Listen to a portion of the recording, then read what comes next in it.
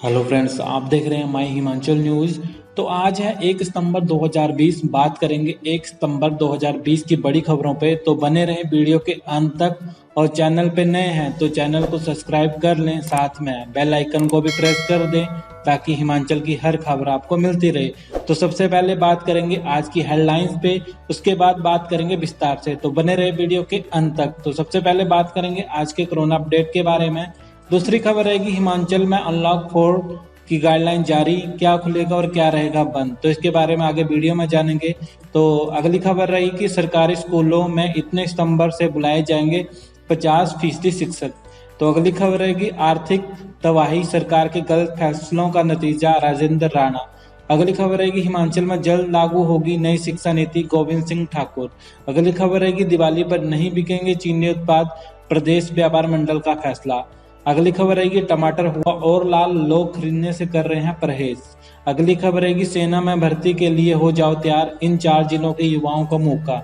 अगली खबर रहेगी रोहतांग टनल को लेकर झूठ बोल रहे हैं जयराम ठाकुर, मुकेश आरोप। अगली खबर रहेगी सरकारी नौकरी के लिए हो जाएं तैयार, हिमाचल में भरे जाएंगे 127 पद।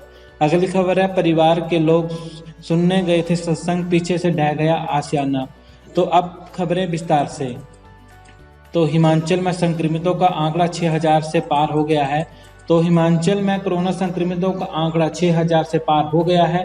सोमवार को प्रदेश में 187 कोरोना पॉजिटिव मामले आए हैं। कांगड़ा में 34, ऊना बिलासपुर में 28, सोलन में 24, हमीरपुर में 23, चंबा में 15, सिरमौर कुल्लू में 10, शिमला में 8 और मंडी में 2 कोरोना पॉजिटिव मामले आए हैं। सोमवार को प्रदेश में कोरोना से 4 लोगों की मौत हो गई है। तो अगली खबर रहेगी हिमाचल में अनलॉक 4 की गाइडलाइन जारी हो गई है, क्या खुलेगा और क्या रहेगा बंद, इसके बारे में बात करेंगे।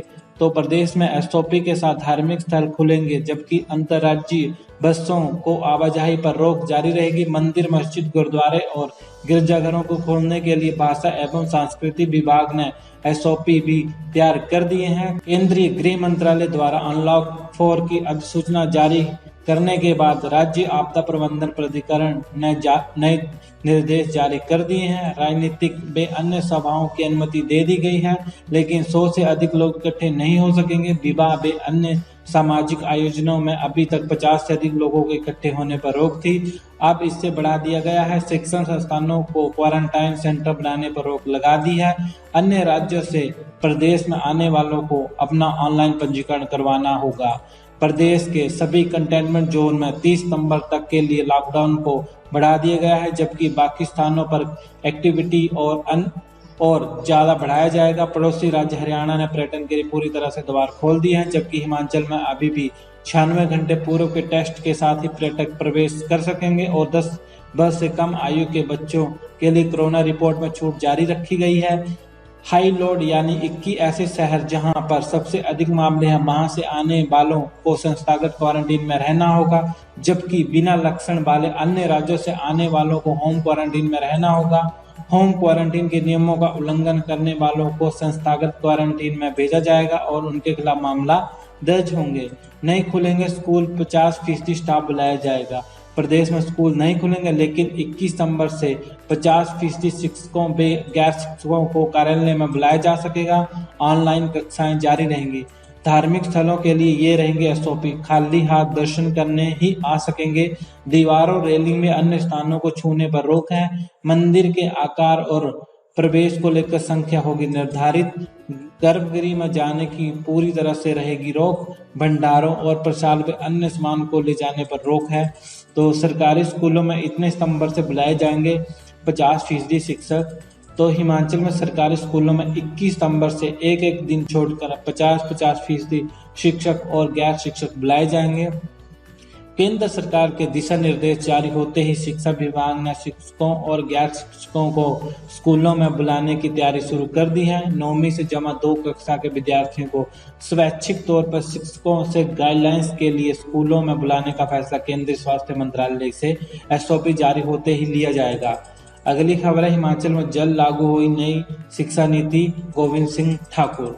शिक्षा मंत्री गोविंद सिंह ठाकुर ने बताया कि कुल्लू जिला में हिमाचल प्रदेश राजकीय अध्यापक संघ ने एक मुहिम छेड़ी है। उन्होंने कहा कि प्रदेश में भी जल्द नई शिक्षा नीति लागू होगी। उन्होंने कहा कि देश को मूलभूत और देश की मिट्टी से जुड़ी शिक्षा हमें मिल रही है, अब नई नीति लागू हो रही है। उन्होंने कहा कि देश में केवल गुलाम मानसिकता के बच्चे नहीं, केवल नौकरी मांगने वाले बच्चे नहीं, बल्कि दुनिया को रोजगार प्रदान करने वाले ऐसी बड़ी सोच के बच्चों को खड़ा करना है। उन्होंने कहा कि देश को जैसे ऐसे मनुष्य की जरूरत है, ऐसे में मनुष्य का निर्माण करना नई शिक्षा नीति का उद्देश्य है। उन्होंने कहा कि शिक्षा विभाग के कर्मचारी गरीब छात्रों को पढ़ाई के लिए गोद लें ताकि जिला में पढ़ने वाले गरीब छात्रों का भविष्य संभालने में योगदान दिया जा सके। तो अगली खबर है कि आर्थिक दबाई सरकार के गलत फैसलों का नतीजा है, राजेंद्र राणा।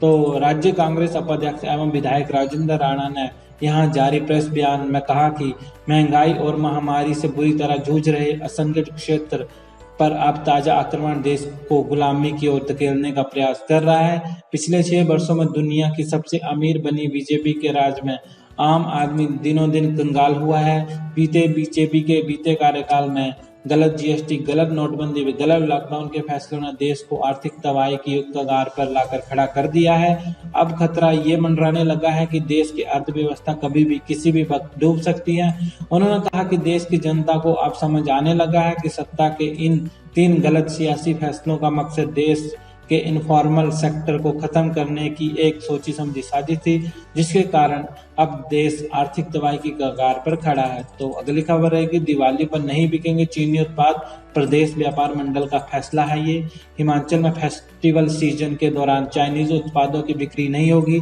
प्रदेश व्यापार मंडल ने निर्णय लिया है कि त्योहारों के दौरान कारोबारी किसी भी तरह का नया माल नहीं खरीदेंगे। फेस्टिवल सीजन के दौरान कारोबारी केवल उन्हीं चीनी उत्पादनों की बिक्री करेंगे जो कारोबारियों के गोदामों में स्टोर हैं। राज्य में मौजूदा समय के दौरान कारोबारी मंदी की मार झेल रहे हैं। ऐसे में कारोबारियों को फेस्टिव सीजन से काफी उम्मीदें हैं, लेकिन कारोबारियों ने इस दौरान चाइनीज उत्पादों को ना बेचने का फैसला लिया है। प्रदेश व्यापार मंडल के अध्यक्ष सोमेश शर्मा का कहना है कि कारोबारी केवल उन्हीं उत्पादों की बिक्री करेंगे जो उनके पास स्टोर हैं। कारोबार इस सीजन के दौरान किसी भी तरह का नए उत्पाद खरीदकर मार्केट में नहीं उतारेंगे। तो अगली खबर है टमाटर हुआ और लाल, लोग खरीदने से कर रहे हैं परहेज। तो कोरोना संकट के बीच मौसम की मार से शिमला में सब्जियों के दाम आसमान छू रहे हैं। पिछले कुछ दिनों में सब्जियों के दाम में 30 से 40% पर उछाल आ गया है। ऐसे में महंगी सब्जियों ने गृहिणियों की रसोई का बजट बिगाड़ दिया है, जिससे महामारी के समय लोगों की परेशानी और बढ़ गई है। इसके अलावा लोगों के घर का बजट भी बिगड़ गया है। बता दें कि राजधानी शिमला में सबसे महंगा मटर बिक रहा है, जो कि 100 रुपए किलो से ज्यादा हो गया है। वहीं बात टमाटर की करें तो टमाटर खरीदने से लोग परहेज करने लगे गए हैं। टमाटर के दाम 80 रुपए किलो पहुंच गए हैं, जबकि अदरक भी 300 रुपए किलो से कम नहीं बिक रहा है। अगली खबर है सेना में भर्ती के लिए हो जाओ तैयार, इन 4 जिलों में युवाओं को मौका। तो निदेशक सेना भर्ती कर्नल तनवीर सिंह मान ने आज यहां बताया कि पडल मैदान जिला मंडी में 6 अक्टूबर से 14 अक्टूबर तक सेना भर्ती कार्यालय मंडी द्वारा जिला शिमला, सोलन, सिरमौर और किन्नौर के युवाओं के लिए भारतीय सेना में भर्ती का आयोजन किया जाएगा। उन्होंने बताया कि मापदंड और योग्यता के लिए सेना भर्ती कार्यालय शिमला, हिमाचल प्रदेश द्वारा जारी 6 अगस्त 2020 की अधिसूचना भारतीय सेना की वेबसाइट www.joinindianarmy.nic.in पर देखें। तो अगली खबर है रोहतांग टनल को लेकर झूठ बोल रहे हैं जयराम ठाकुर, मुकेश का आरोप। नेता प्रतिपक्ष मुकेश अग्निहोत्री ने रोहतांग टनल को लेकर सीएम जयराम द्वारा झूठ बोलने का आरोप लगाया है। मुकेश अग्निहोत्री ने कहा कि रोहतांग टनल का उद्घाटन पीएम नरेंद्र मोदी करे और उसका नाम अटल बिहारी वाजपेयी के नाम पर रखा जाए, इस पर किसी को आपत्ति नहीं है। लेकिन जिस प्रकार से सीएम जयराम ठाकुर लगातार झूठ बोल रहे हैं कि ऐसा प्रचार कर रहे हैं जैसे ये टनल बीजेपी ने बनाई हो, ये निंदनीय है। मुकेश अग्निहोत्री ने कहा रोहतांग टनल का सपना 1983 में पूर्व पीएम इंदिरा गांधी द्वारा देखा गया था, ताकि सभी मौसमों के लिए लद्दाख में चाइना बॉर्डर को सड़क की सुविधा मिल सके। तो अगली खबर है सरकारी नौकरी के लिए हो जाओ तैयार, हिमाचल में भरे जाएंगे 127 पद। तो खाद्य नागरिक आपूर्ति एवं उपभोक्ता मामले विभाग में विभिन्न श्रेणियों के 127 रिक्त पद भरे जाएंगे। बीओडी की बैठक में निदेशक मंडल ने विभिन्न श्रेणियों के 127 रिक्त पदों को हिमाचल प्रदेश लोक सेवा आयोग और हिमाचल प्रदेश कर्मचारी चयन आयोग के माध्यम से भरने की स्वीकृति प्रदान की है। खाद्य नागरिक आपूर्ति एवं उपभोक्ता मामले मंत्री राजेंद्र गर्ग की अध्यक्षता में खाद्य एवं नागरिक आपूर्ति मामले निदेशक मंडल की बैठक आयोजित की गई। तो अगली खबर है, परिवार के लोग सुनने गए थे सत्संग, पीछे से ढह गया आशियाना। तो तेज बारिश और कोरोना के कहर के बीच एक बीपीएल परिवार पर मुसीबतों का पहाड़ टूट पड़ा है। रहने के लिए एक आशियाना था, बेबी इस कोरोना काल में तेज बारिश के बीच ढह गया। आशियाने के मलबे के नीचे घर की बुजुर्ग दब गई। किसी तरह से उसे बाहर निकाला तो उसकी हालत ठीक नहीं थी, जिसके चलते उसे मेडिकल कॉलेज हमीरपुर में उपचार के लिए भर्ती करवाया गया। जिस वक्त ये सब कुछ हुआ, परिवार के सदस्य सत्संग सुनने गए हुए थे। इस हादसे में बीपीएल परिवार का एक बसेरा तो छिन ही गया, साथ ही गरीब की 2.5 लाख रुपए का नुकसान भी हो गया। तो वीडियो को लाइक कर दीजिएगा, चैनल को सब्सक्राइब कर दीजिए।